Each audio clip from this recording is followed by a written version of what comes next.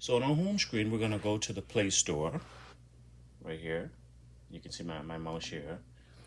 And we're gonna go to our search here, and we're gonna type in Soul Player.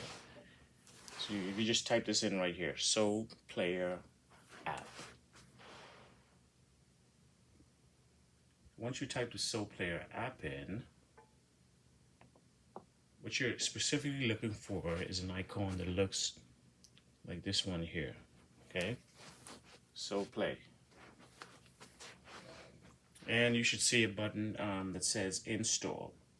Now I have, and you should see something that says install here. And because I have it already, it's going to tell me open. But if you hit install, wait until it actually installs, and then I'll show you what to do next.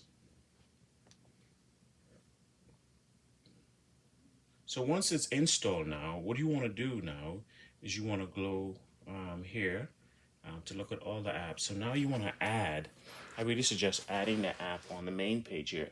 So we're going to click this plus button here, and we're now going to go looking for all the apps that we want to add. In this case, we want to now look for the Soul Player app. And it's this Soul Player app right here.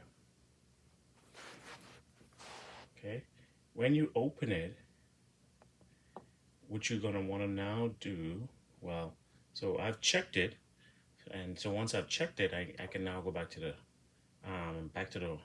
or press back, and you'll see now that the Soul Player app has been added to the main screen.